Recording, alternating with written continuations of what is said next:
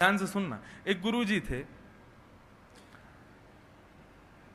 सन्यास ले चुके थे। सन्यास लेकर के गंगा के तट पर उन्होंने अपना एक आश्रम बनाया।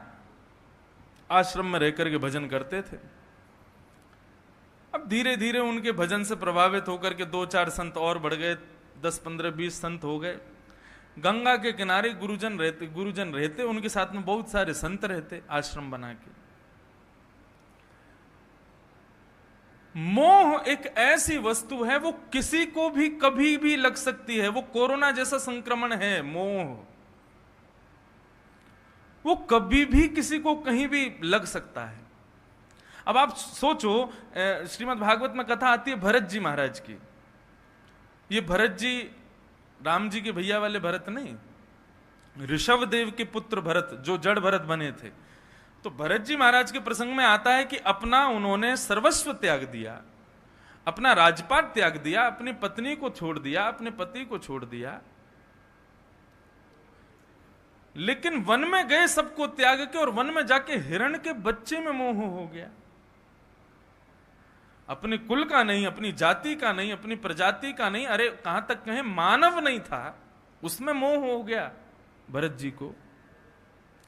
तो मोह एक ऐसी वस्तु है, वो किसी को कहीं भी कैसे भी लग जाती है। तो संत रहते थे गंगा जी के किनारे।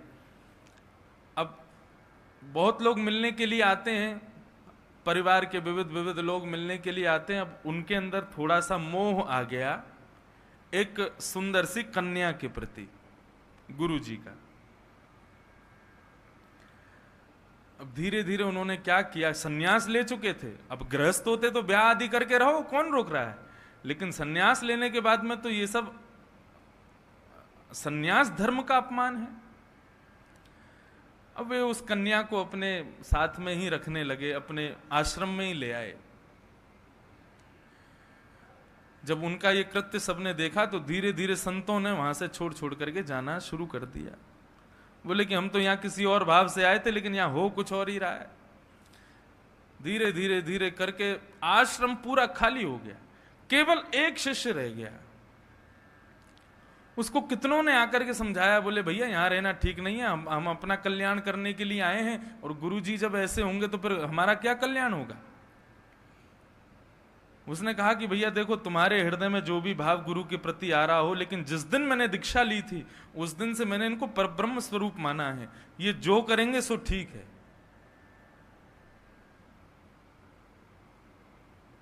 कई संतों ने कहा, बोले तुम्हारी मंद बुद्धि है, बाल बुद्धि है तुम्हारी। बोले हैं तो वो मानव ही ना। एक समय था कि उनके भीतर संतत्व विराजमान था, उनके भीतर त्याग था, लेकिन अब नहीं है, मोह से ग्रसित हो गए हैं। जो खुद मोह से ग्रसित है, हमको कैसे पार करेगा। उसने कहा तुम्हारे मन का जो भाव हो तुम सोचो, मेरे लिए वो गुरु स्वरूप हैं, मैं उनसे प्रेम करता हूं। वो यदि किसी से प्रेम करते हैं तो वो गुरु से भी ज्यादा पूजनीय है मेरे लिए। संत बोले ठीक है, तो तू अपना कल्याण ऐसे ही कर ले, हम तो जा रहे हैं। सब चले गए, लेकिन वो नहीं गया छोड़ के। अपने गुरु जी की सेवा करता, और गुरु के साथ में जो मैया थी उनकी भी सेवा करता। उसकी सेवा से श्रीमन नारायण प्रसन्न हो गए। श्रीमन नारायण ने मन में विचार किया कि भैया भले ही इस गुरु में वो बात नहीं है, इस गुरु के अंदर वो त्याग नहीं है, इस गुरु के अंदर वो गुरुतत्व नहीं है, लेकिन शिष्य ने अपने शिष्यत्व को नहीं छोड़ा। ये एक विशेष बात है। गुरु भले ही अपने पद से पदभ्रष्ट हो गया है, लेकिन शिष्य ने अपना पदभ्रष्ट होना, वो अपने पद से भ्रष्ट नहीं हुआ। लक्ष्मी जी ने प्रश्न कर दिया, आप कैसे कह सकते हैं। ये तो उसकी अज्ञानता है कि वो गुरु को सर्वस्व मान रहा है, जानते हुए भी कि गुरु ठीक नहीं है।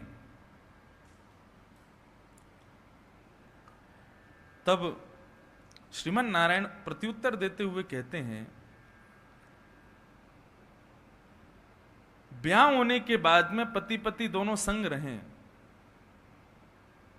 लेकिन पति भले ही पति का मन बिगड़ जाए, लेकिन पत्नी अपने पतिव्रता धर्म को न्या त्यागे। ये पत्नी का दायित्व है कि नहीं। पति बिगड़ गया तो क्या पत्नी को भी बिगड़ जाना चाहिए, या पत्नी बिगड़ गई तो क्या पति को भी बिगड़ना चाहिए। किसी एक को तो अपने धर्म का निर्वहन करना चाहिए। पति पत्नी के भाव बताए, माता और पुत्र का भाव बताया। पुत्र भले ही बिगड़ जाए, क्या मां उसका त्याग कर देती है? नहीं त्याग करती। पुत्री भले ही बिगड़ जाए, लेकिन क्या माता पिता उसका परित्याग कर देते? बोले नहीं करते। ठीक उसी प्रकार गुरु शिष्य का संबंध है। यदि गुरु के मन में कोई विकार आया तो शिष्य उसका परित्याग कैसे कर सकता है? गुरु के मन में विकार आया, इसको गुरु भोग लेगा, लेकिन शिष्य तो अपने शिष्यत्व का निर्वहन करे ना। लक्ष्मी जी बोली तो फिर आपके मन का भाव क्या है? बोले मैं इसके शिष्यत्व से बहुत प्रसन्न हूं, इसको लेने जा रहा हूं। और गरुण जी पर आरूढ़ होकर के भगवान श्रीमन नारायण गंगा के तट पर उस आश्रम में प्रकट हो गए। अर्धरात्रि का समय, शिष्य बाहर खटिया डाल के सो रहा था। उसने देखा बड़ा विचित्र प्रकाश है, तभी देखता है तो शंख चक्र गदा पद्मधारी श्रीमन नारायण भगवान गरुण पर आरूढ़ होकर के पधारे। उसने ठाकुर जी के चरणों में प्रणाम किया। बोले आप श्रीमन नारायण हैं? बोले हाँ जी, हम वही हैं, वैकुंठ से आए हैं। वो तो नृत्य करने लगा, आनंदित हो गया। बोले प्रभु बड़ी कृपा की, आपने दर्शन दिए, मैं आपकी क्या सेवा कर सकता हूं? गुरुदेव तो भी सो रहे हैं, उनको तो मैं नहीं उठा सकता। ठाकुर जी बोले नहीं, गुरुदेव से नहीं, हम तुमसे मिलने आए हैं। बोले मुझसे मिलने कैसे? बोले हम तुम्हारे शिष्यत्व से बहुत प्रसन्न हो गए, तुमको वैकुंठ ले जाने के लिए आए हैं, चलो हमारे साथ। शिष्य ने कहा, बोले कि सुबह तक इंतजार नहीं कर सकते? बोले क्यों? गुरुजी उठ जाएंगे, एक बार उनको प्रणाम कर लूंगा, फिर चल दूंगा। ठाकुर जी बोले भैया सुबह तक का समय नहीं, हम पे पूरे विश्व का भार है, तुमको लेने आए हैं, स्वयं आए हैं, चाहते तो दूत भेज देते, अब जल्दी करो। तो फिर मैं एक काम करूं, आपत्तिकालीन मर्यादा नास्ती, आपत्ति काल में कोई मर्यादा नहीं होती। आप कहें तो एक बार गुरुजी को बस मैं उठा के उनको प्रणाम कर दूं और एक बार उनको आपका दर्शन करा दूं। ठाकुर जी बोले गुरुजी को दर्शन नहीं होंगे हमारे। बोले प्रभु बस 2 मिनट रुको तो सही, मैं गुरुजी को उठा के लाता हूं। दौड़ करके गया, गुरुजी के कक्ष में घुस गया, प्रणाम किया, गुरुदेव उठो। गुरुजी बोले हाँ बेटा बोलो क्या बात है इतनी रात को? बोले शंख चक्र गदा पद्मधारी गरुण पर विराजमान होकर के साक्षात भगवान पधारे हैं, मुझको ले जाने के लिए, मेरे शिष्यत्व से प्रसन्न हो गए हैं। गुरुजी बोले कहां है? बोले बाहर आंगन में खड़े हैं। गुरुजी निकल करके आए तो उनको कुछ नहीं दिखा।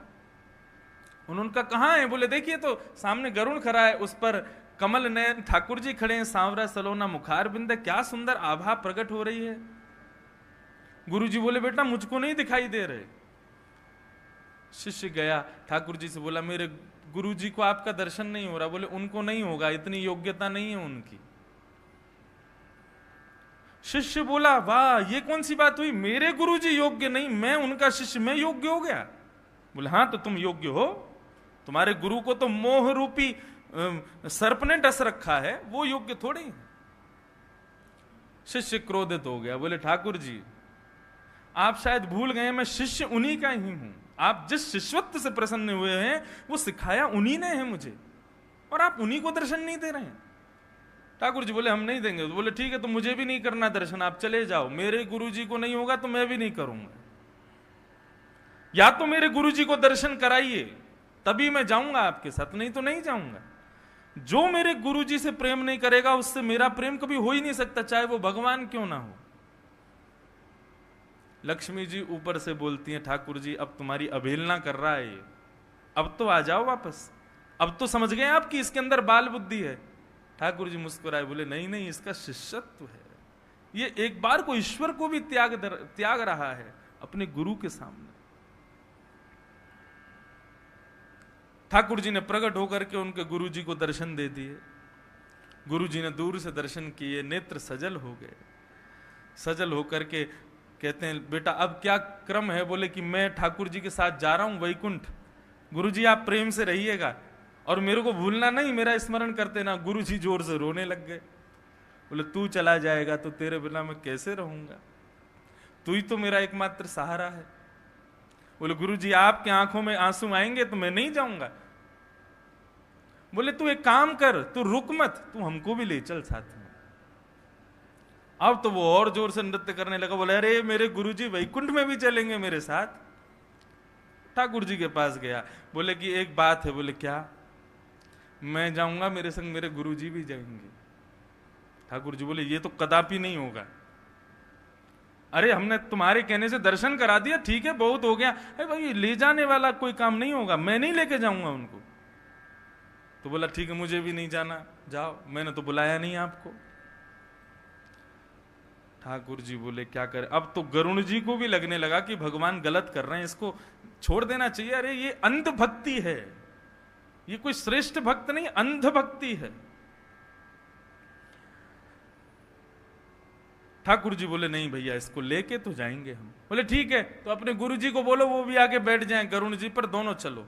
दौड़ करके गया गुरु जी, ठाकुर जी रीझ गए, मान गए, अब चलो हमारे साथ, आप भी वैकुंठ चलो।